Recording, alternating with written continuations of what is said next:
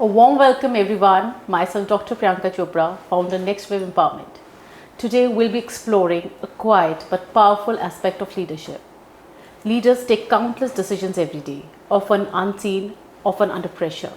But this constant mental load not only shapes the outcomes, but the clarity, decision, and overall effectiveness.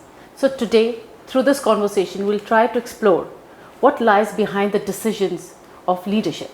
Okay. We are delighted to have with us Captain Rath, who is the Chairman Managing Director of Chopra Marine Private Limited, Singapore, founder and CEO of Chopra Tech Private Limited, India. Starting from the scratch, building next generation Indian-owned shipping group, operating across India, Southeast Asia, China, the Persian Gulf, and Turkey, Captain Rath's journey is one of a discipline, vision, and systems thinking. Welcome, Captain Rath. Thank you, Dr. Priyanka. With such an extensive experience in complexity and scale, I would love to begin by asking Captain, what does decision fatigue mean to you in context of leadership? A very interesting question. Decision fatigue, sometimes, yes, we get fatigued by making decisions and we don't even realize it. Now, first, before I go into that thing of decision fatigue, let me first tell you what a decision generally is in general terms. Right. A decision is choosing one option out of many, or one choice out of many. If there are no choices to make, then life will be so easy. Of course. So all those problems happen when we have multiple choices. Right. But again, the whole thing doesn't stop there. The problem is, whenever there's a decision, there are tough decisions, there are soft decisions, easy decisions, but every decision doesn't make you fatigued. So there are certain aspects of those decisions we need to understand what makes you tired or fatigued. Very true. So every decision is always goal oriented. We want to achieve something, or we would like to solve certain problems. Mm-hmm. So towards that, when we start thinking solving that problem or reaching that goal, we find many options. Right. But we have to choose that option which gives us the easiest and fastest path with least amount of resources used. That's how you calculate your risk versus what you get outcome. Risk versus outcome, you do that. But on the background also, there are other factors. It's not as easy. It's not, maybe decision is a single word. It sounds so simple, but it covers many hidden aspects. Yes. One of the things of decision making is time. How long you have to achieve there or go there or solve there. Is it an urgent problem, or the time horizon is long? I can do it, in 1 month's time. Sometimes you have to take a pressure now, right away, because if you don't, maybe disaster is going to strike. So those are all those complexities of problems. Now, what are those aspects that actually tires the person and makes you fatigued? Mm-hmm. That is important. Yes, very true. Decision, nobody is afraid to take decisions. Yes. People can take lots of decisions, but when it comes to efficiency or certain decisions, people get fatigued. Yes. What are those factors? Yes. The thing is, especially when a leader is making a decision, he is making a decision into the future. That entails a lot of risk. Right. Things going wrong. True. Unintended consequences. Okay. In addition to time and resources. Very true.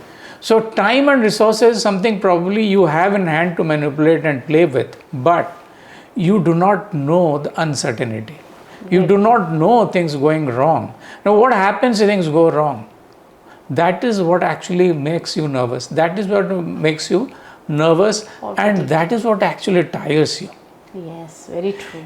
When you don't have a fear of failure, if something goes wrong, if I can fix it, and if I'm given the room to fix it, then I will not be so tense. Actually, one of the main elements of this, especially if you look at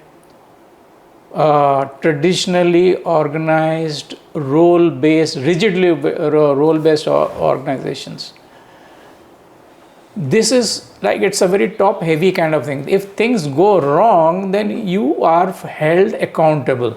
Yes. If you make a mistake, you have to stand up and explain why, or probably you will be penalized for this. So therefore, that stresses the hell out of the person who is taking that decision. And just to give you that example, and the best example is the government of India, like all the bureaucrats. Right. It's not that they don't want to take decision. Mm-hmm.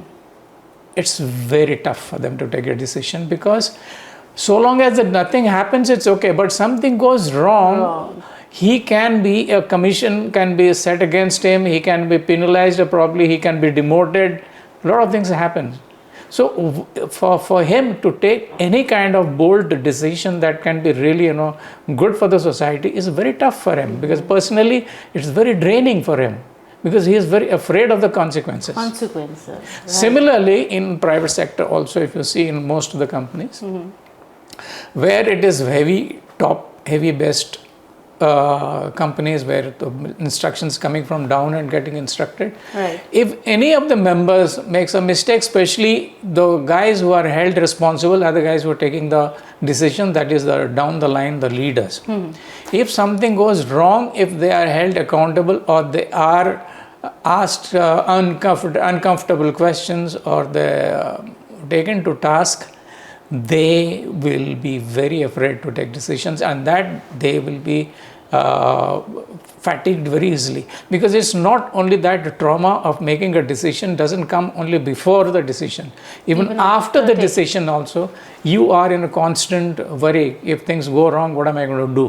What is my plan B? So always they talk about plan A, plan B, plan C. I always say, why think about plan B and C? You think about plan A. Yeah. But you have to think of B and C. If something goes wrong, if A goes wrong, then I'll be on the firing line. Yes. So I need a B to rescue myself. Yes. So this is one of the factors. But generally people say that you should have plan B and C. Generally it is said that you should have a backup plan. What about that? Yeah, but I know that. And this is when one of the main reasons why people have multiple options is because of this fear of failure. So I believe that you should have no option. When you should not have a plan B at all. You should be only going for plan A. And if you fail, then you look at the next thing to do, because decision making and making progress is an iterative process. It's not like you cannot take one decision and go right. You will definitely go wrong. Then you need course correction. You need to review. You have to go back again, and decide then something. Create plan B. Rather than having plan B, you will be modifying that plan, or you can call it a plan B. Right. But that modification starts. Like if you remember, there was the famous war in China, where the general said, no, once we cross the river, we'll burn all the boats. So there will be no option for you to go back. That means I don't give you the option B to escape. So you got only one option A. You have to fight and you have to win, or you die. Okay. And they won. And they won. Because they did not have plan B and plan C. Had they plan B and plan C, probably they would have run away.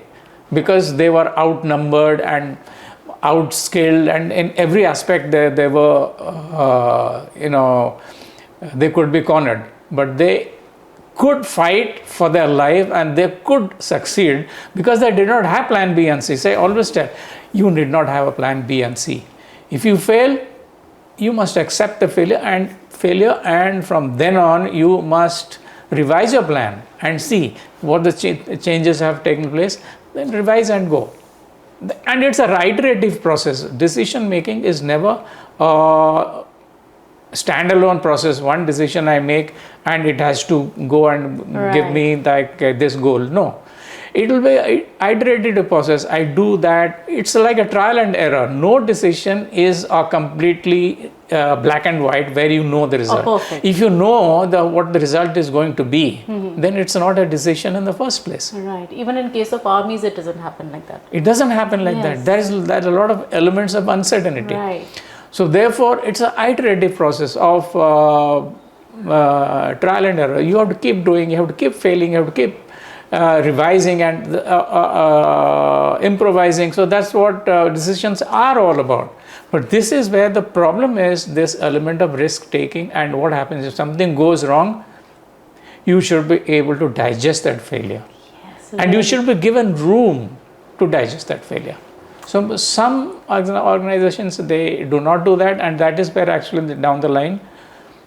So one of the factors, I'm not saying that for decision fatigue, this is the only cause, but this is one of the main factors for decision. A different perspective. Yes. Wonderful. Right. So I would like to know, why do leaders tend to experience more decision pressure within their organization rather than others? Again, this is a question of traditional way of managing companies. It's a top-down way of managing companies, where the decision is made at the top and executed at the bottom. Then you have different layers, and there are a set of people reporting to one person. Or you can go to a factory like assembly line. There are a lot of workers, and there will be one supervisor. Right. So that kind of concept. In that, what happens is, it's a completely, I say, the rigidly SOP based work. That means all the team members are provided an SOP to perform their work, and those SOPs are generally binary in nature. If A happens, you do B. If X happens, you do Y. But there are times when A doesn't happen and X doesn't happen, and there is something, a surprise element happens, M happens. Then what am I going to do? Generally, M only happens. So they go to the manager. Yeah. And if this M happens with, say, 10 members, and all the 10 guys go to the manager, then the manager has to now make 10 decisions. The problem for the leader is not the 10 decisions. He doesn't know the background of these 10 cases. When you make a decision, you have to have background data. And what exactly is the problem? What exactly could be the unintended consequences? And what is the larger goal? So all these things you need to know before you can take a call. Now for the manager to make now 10 calls, of the 10 people, it's a horrendous task. He can't do it.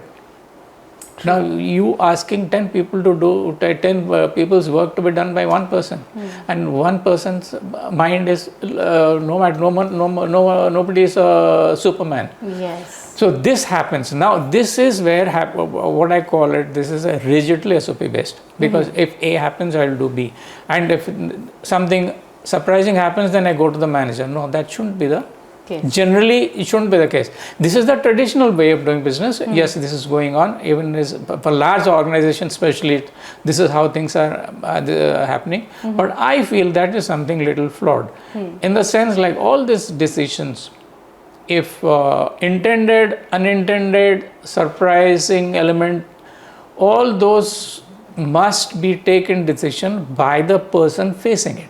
Okay. But he can do it provided you give him the freedom to do it, and freedom to fail, and freedom to make a loss or damage. But definitely, because those people, manager is somebody who is more experienced, who is obviously is having an overall view and overall goal, strategic goal and organizational goal. His clarity is there. When the 10 people come with 10 problems, and the leader, since he's leading them, he's leading his team, he has to decide on all those 10 problems. Some of them may be urgent in nature, some may be requiring a little longer period.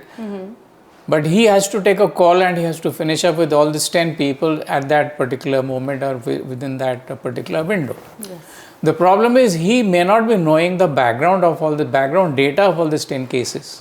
Even though he is fully equipped with the overall like organizational goal, but and the broader data, but the micro data that's at the level of this 10 people, he doesn't know.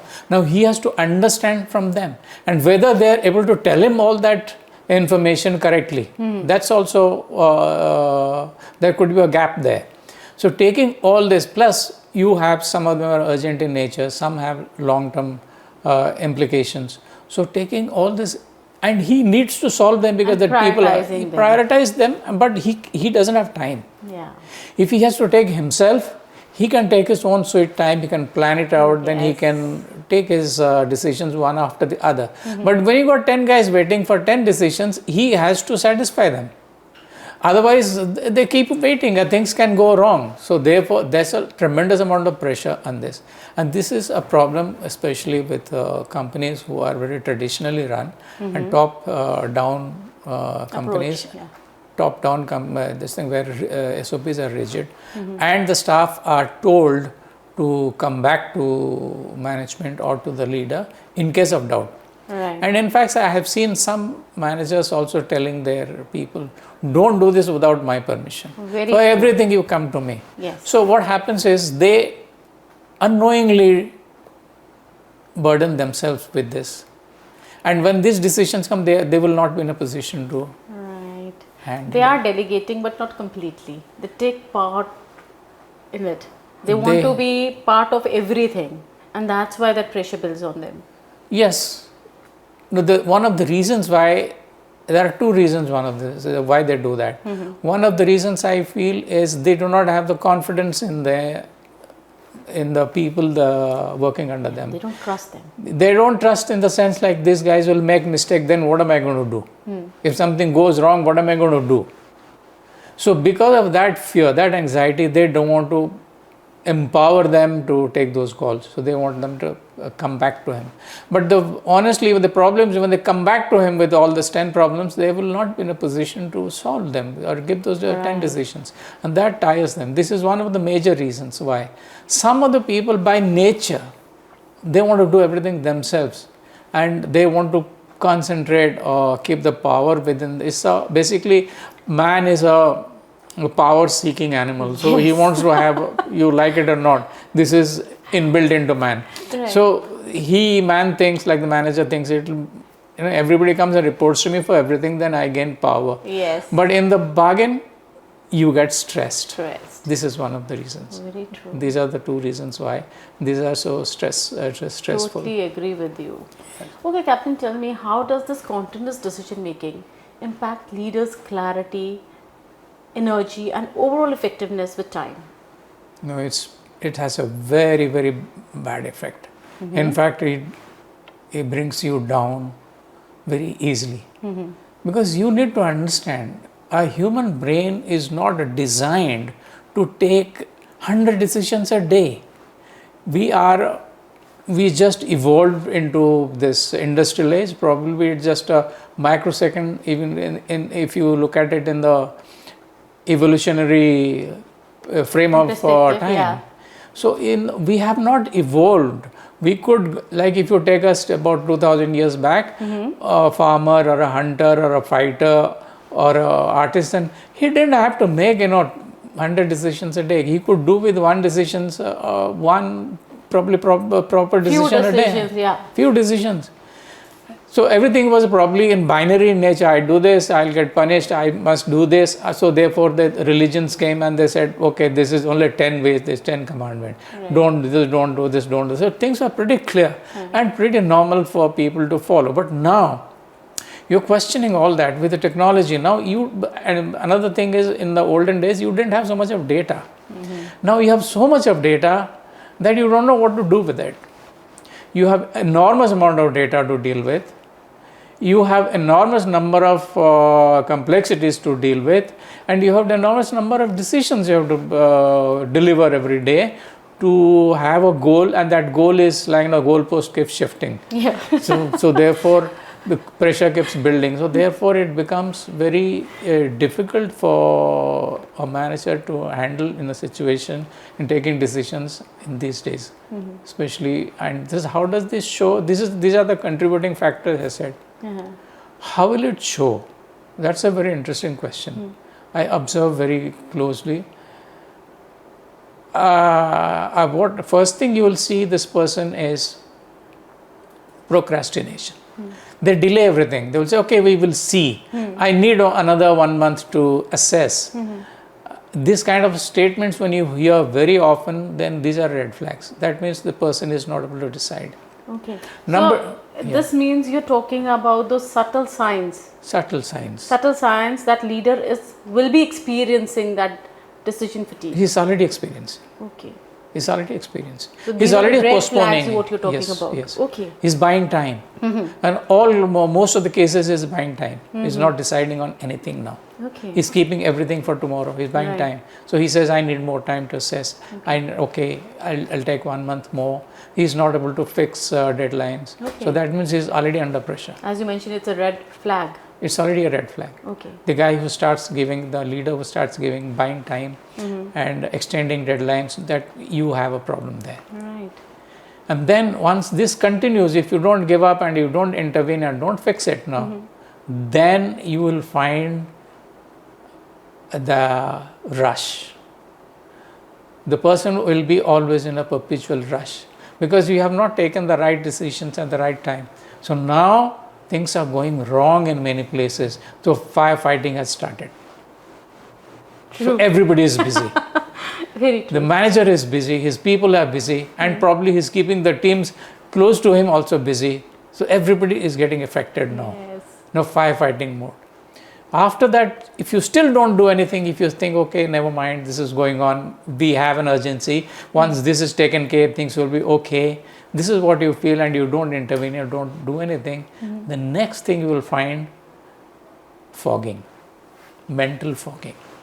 Then you will be talking to zombies. Okay. They are not, because they have frozen. Mind freezes because after that, so many things to be do, so many things to be decided. Now firefighting. Now on top of that, it keeps on increasing the number of problems, number of decisions to be made. Now it is exponentially increasing. So the mind is freezing. So and this only leader knows about it because the leader is facing it. Leader knows. Yes. Leader knows, and he's drawing blanks, and he's giving answers, and he's as if in a zombie. That's why a zombie effect. Oh my God! If leaders go to hear this, I think they will be able to resonate with it. I'm sure. Yes, I think we do experience sometimes, even that me included. There are times and trying times. I'm not saying that all the time it is man-made like this, but there are times situations become so much intense that so many things have, especially when things have gone wrong. It doesn't matter who made that or how it happened. If there's for example, there's actually a fire, it's not like anybody's fault. It happened, but during those period, you experience those symptoms. First, you will find that you are delaying the process. Then you start rushing and start throwing every teaspoon of water into the fire. Then you see that nothing happens. Then after that you freeze, or that mental fog. So you're like a zombie. Then during this period you listen to everything that comes in, and you probably agree with everybody on everything. Okay. So I call that a zombie period. Okay. After the zombie period, then the person realizes, even though if during that period if you don't anything, then you see his cortisol level is probably hitting the roof. His stress is intense and acute, and you will be probably feeling high palpitation BP, of palpitation. heart, palpitation, sweating of the palms, shivering at times. Knees giving way, is not able to stand, you need a supports to stand. Oh my. These are like cases of severe trauma. Severe trauma. And if this prolongs, this has somatic effects also. I'm sure. Yes. So therefore, this is a completely mind game. Everything is happening in the mind. Body is just showing the signals, a flushed face, anxious face, and sometimes before that also you'll get anger, bursts of anger, getting aggressive shouting, without reason. aggression. Yes, even at your family members. Even at your family members, with your colleagues, with your friends, with everybody, because you are now losing Under hope. the impact of yes, all this. yes. Yes, very true. So these are the Short red flags. signs. Yes. Yes, Yes. exactly. Okay, Captain Rath, what practices, systems, or structures can help leaders to reduce this unnecessary pressure? Yeah, that's a loaded And also, question. how they can protect their mental bandwidth? All right. I think this is a very, very loaded question, and it can be answered in many different ways. Yeah, And because we already know the red flags, but we need certain practices, systems yes, to overcome that. yes. In this, actually, first thing is, in my personal experience and my opinion, and first thing is goal clarity. Goal clarity. What do I want? If I know that, and my team knows that, I think my half the battle is won. Okay, perfect. Most of the time, people are not sure what they want, what the goal is. They're just following, routine things, and they are struggling, and things are piling up, and all these things, stress is building up. So if you have a goal clarity, my goal is crystal clear, and I know that me and my team, we have to achieve it, and we have a timeline to do it. Now that timeline also should be realistic. Now the problem is, sometimes they come under pressure. No, you have to achieve this within 1 year, 6 months. Time, yeah. Because people always keep you under pressure. It is good to be under pressure, but when the pressure exceeds what the team can actually take, which is not realistic. Which is not realistic by the person in charge and his team in charge, that actually is a problematic area. So therefore, you have to first assess the goal clarity. Have clarity. Second thing is, I always say self-assessment. It's not about the organization pressure, what they're putting, that they're giving you a timeline. You need to understand your capability. Decision making is like a muscle. Some people can do it better, some people do struggle. Yeah. This is a universal fact. And not everybody is equally endowed. Everybody is not similar. We know Like that. everybody is not a marathoner. Yes. But if you practice daily and gradually and notch it up, you can do a decent job. Of course, you can't become a marathoner. You can do a decent job. Similarly, But you can still remain in the race. you can remain, and you can, everybody is not, we have to have realistic expectations of ourselves. We are not supposed to be, everybody doesn't have to be a genius in everything Yes, we and do. we don't need to compare ourselves with We others. don't have to compare, we don't have to be genius. It's okay to be normal. Yes. It's okay to be normal. Perfectly said. So to be also okay to be normal, when I say, but in the department of making decisions also, to be normal also, It's not normal. it's not normal. You need a lot of practice. Yeah. You need a lot of practice. This is where leaders have to practice those situations, and they have to review their own strength and own resilience and own ability to think under how much pressure, and how much they can take, how much they cannot take. Right. And then to take up tasks or the responsibilities or projects which they think they can do it. Okay. If they bite more than they can chew, then obviously It will be the a writing is on the wall. So therefore, I always say, goal first, you see the goal, then you see the pressure, what's on you. Then after that, you look at yourself, whether you can take the stress and you can do it or no. Yeah. Self-awareness is very important. Especially this kind of today's situations, people put, most of the companies, they put financial target. You have to increase, you have to profitability, you have to double, your top line, you have to double. Yes. You have to, and they put sometimes some very asymmetric numbers. They say, okay, you have to double the top line, and you don't worry about the bottom line. So the people start selling things like left, right and center. Then they see that things are going in red. Then there's a lot of pressure, and course correction needed.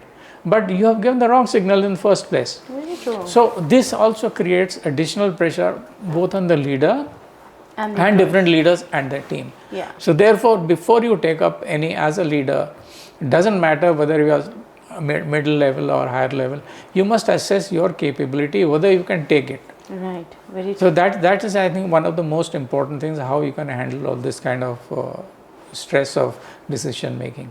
Now fourth is your people, your team. Finally, who's going to work for you? You got a team of say 10 or 15 people.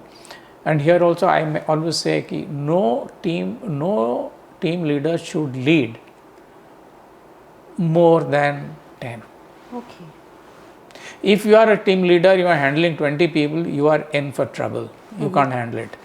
That means if there's a need, then you have to split those. You have to have 2 team leaders. To strategize. Yes, because it's about the people. And I always admire Genghis Khan. Okay. Because of this principle. He conquered the whole world on this single principle. He found the system of 10. His unit will be always in tens. And 10 will have one leader. And like 10, they will make 10 tens, they become 100. Then 100 becomes one general, something like that. So this is basically why one leader can effectively manage, control and guide 10 people. Okay. Putting more than that on the plate is not going to work. Okay. So when I'm talking about, let me start with the base level, at that 10 level, like the leader who is handling 10 people. In general, it will be always 10 people. When the next manager, he should be handling 10 team leaders. The next level, he should be handling another 10. It should be always one person should be always handling 10. Hierarchy, right? Yeah, hierarchy of 10. Yeah. If this is followed in an organization, I think that works. Okay. So as a team leader, you have to see that your 10 are the best 10 you can have. Awesome. Wonderful. Then you don't have a problem. Now, then this 10 also you have to train and empower them the hell out of them. So give them all the kind of resources, all the kind of training and all the kind of freedom to make mistakes. So this is where thing is, people they want to always be right. They don't want to make mistakes. But that's wrong. You are bound to make mistakes because any business, when we do, it's always in unknown territories. Nobody knows for sure what's going to happen. What is going to happen? So therefore, we always learn from, as you mentioned, trial and error. Yes. It's an iterative process. Right. So that iterative process to work perfectly, you have to give freedom to the people to make mistakes and don't hold them up for that. Every mistake becomes a learning point and see how we can modify our systems, our people, our processes. That's how you have to empower people. You have good 10 people and give them that freedom to make mistakes, and you have a organizational goal which is very clear, and you give a very realistic timeline to deliver. I think it will work. It will work beautifully. Okay. So, I think if you take care of these aspects, what I described, you are taking care of most of the things. Your decision making, and down the line, everybody will be taken care. You will not come under decision fatigue. But having said that, in cases of emergency, it's not like that these are all human driven. A lot of things do happen, but of course the frequency is very less. Do happen where things go wrong, not in your control, but things have gone wrong because it went wrong somewhere else. So therefore you have to now pull up your socks. So in those situations you have to understand that you have to face such intense periods of time, and you have to stand up as a leader and deliver. This is where I said you have to assess your capabilities. Because in those times only your skill comes into picture. Right. Because everybody then you panics. are a leader. Otherwise, you're managing. Yes. Those are the times you have to really prioritize what is to be done and what is not to be done at all. Normally, people, what they do is when the stresses they come, they start doing everything. I had a boss when I was working in Delhi. He will try to do everything. And especially he's always smoking, continuously smoking. And I was working as his assistant, but he will never let me work. He will do everything, and the hard work he will always do. But he has no priority. Anything that comes, everything that first come first basis. Okay. Any problem that comes, he will jump headlong into that. Okay. No, don't do that. Especially in times of stress when things are going wrong. No. When things going wrong, you must learn to say no. I'm not going to do 10 different things. I'm just going to do one thing. One thing I will focus, I'll fix it, I'll go to the next, I'll go to the next, I'll go to the next. Resilience. Resilience. So you have to stand first, you have to keep your mind, because that's the time your cortisol level is very high, you are stressed, your mind is even fogging, all those things. Probability of taking wrong decision is more. Probably very high, because you are under stress. It's not mind, it's physiology. Because we are humans. So this is where you have to be aware that you are humans. It's not that you can remain calm, nobody stays calm, but you must know that how to manage it. Yes, I am aware. Look, I can feel like my palms are sweating now. I need to take a break. I need to stop. No, you cannot take sweat, because now these are the times you have to stand up and deliver. Right. You cannot. There's no time to relax, because this period is intense and this is a crisis situation I have to take care of now. So this is where actually mind over body. Okay. This is the time when I said you have to develop your decision making muscle. This is the time when it comes when things are going wrong. There are times when things are going absolutely wrong, and nothing is, and you will find when the one thing is going, disaster is happening, not one place, you will find everything is happening going wrong, all wrong. Yeah, it happens. So this is not the time to relax, or you take a holiday and come back and do it. No, nothing will be remaining when you come back after holidays. You have to solve it now. So that is where you have to toughen up. You have to toughen up. You have to tell your mind, no, you can't. This is not a place for you to fog now. Okay. I will give you time to fog later. Okay. Now you solve my problems. Wonderful. And that's the time your body also starts shaking. So no, don't check. I'll give you enough time afterwards to check. Now you face it. So this is where that training process, that's what I said, knowing yourself. It's very important. I per se don't do yoga and all, but at least I know that it's very important to know about self. In times like this, how to manage myself. Very true. Beautiful. It's not about others. It's as a leader, I must know when the chips are down, how do I stand and manage. That is what counts. And I'm not saying that I'm a superhero or something, but everybody can do it to that extent. The more you can do, the bigger roles you can take. The kind of pressure you must be undergoing if you just put yourself in his shoes is humongous. Seriously. It's humongous. But you must understand how he's handling it. This is a case of mind over body. If he takes the stress, he can't do that job for very long. Of course, not at all. In such a huge population, no. He cannot take any decision. Now today he is able to do it because he has his mind over his body. And he has lucky to have a leader like him. Yes, but we can basically learn from these great leaders. The way he is leading, the way he is dealing with the problems. Yes, I'm not talking about only Modi. All those great leaders you find, they have this ability, or you can say probably that decision muscle, what I'm talking about, they have very strong muscles. When the time is not right for them, that is when they stand up and they take the right calls and they stand up and they come out of it. Wow. And those periods, I must remind you, they are not prolonged periods. Yes. They are very short bursts. Periods. So that is where you have to give your 100% and for a short period. At that moment, yes. Sometimes that moment could be a period of a month also. It can extend to months. True. But you must understand these are transitory in nature. They are not going to be, that is not the normal. But the problem is you have to resolve it before you come back to normalcy. So this is what this is where the leadership comes in. You have to train yourself to handle that. Awesome. And go one step at a time. When there are 100 things to be done, you must focus on the one thing that is to be done. 99 things can wait until I finish one thing. Then I will look at the 99th thing. And one thing at a time I will do. Another problem is, I feel this is called multitasking. The people keep talking about multitasking. This is actually a big misleading thing. Okay. You should know, anybody who comes with a CV to me that I can do multitask, I said, no, you are a red flag. how can you do two things at the same time? Because if you just put your brain also under the microscope, you cannot decide two things at the same time. And if you're talking on the phone and writing something, they don't go together. Because mind is not designed that way. Human brain is not designed that way.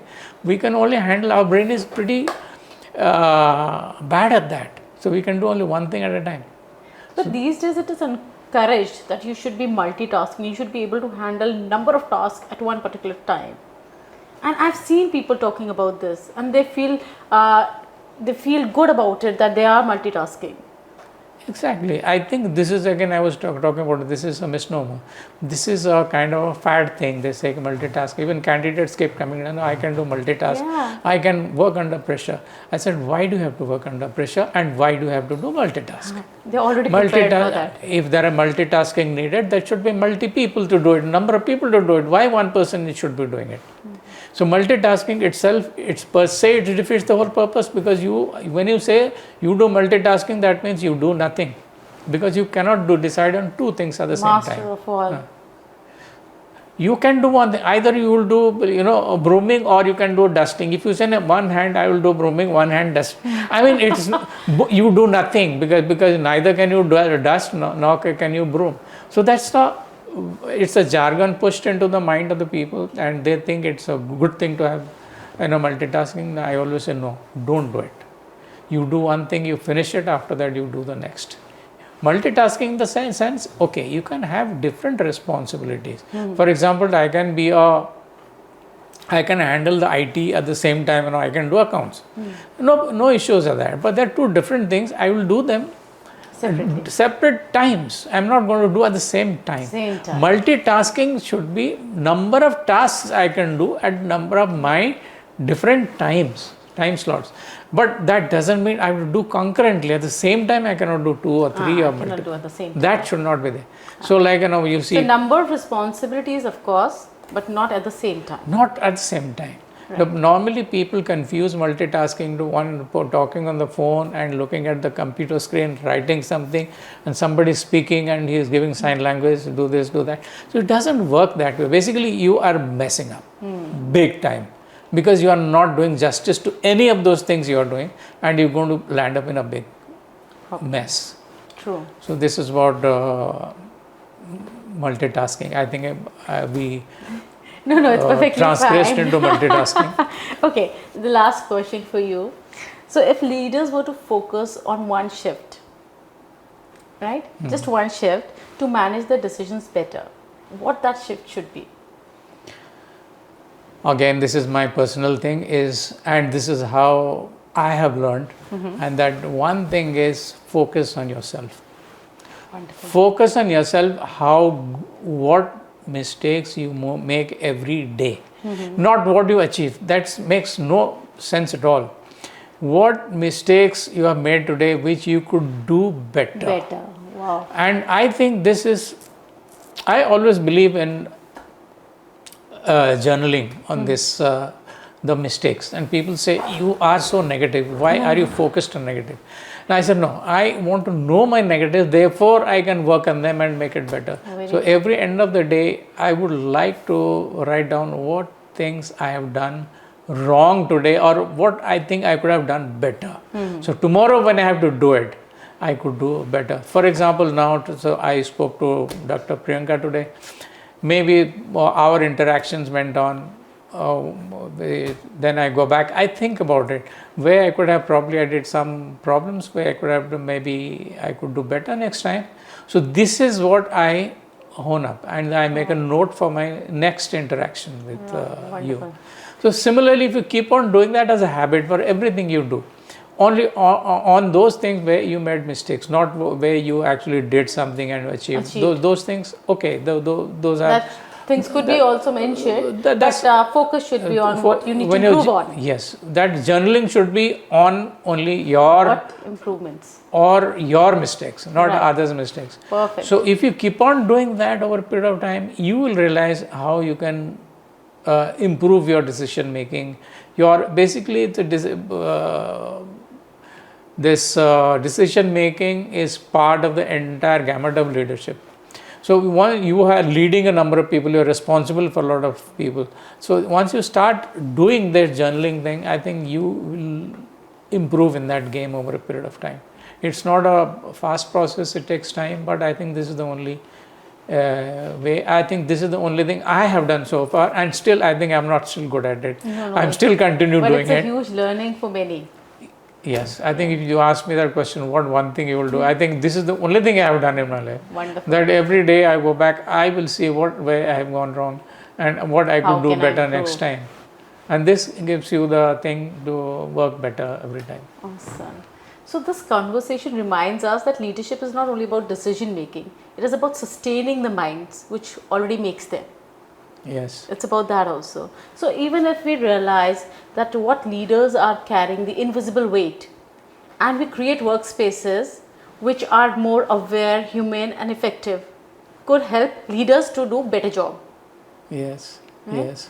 Thank you so much. Thank you for listening, the audience, and thank you, Captain Rath. It was a wonderful interaction. I think leaders must acknowledge this, must take an inspiration from whatever you have said, and the way you described each and every aspect was commendable. Thank you so much for giving time. Thank you, Doctor. Thank you very much. Thank you, Captain. Thank you.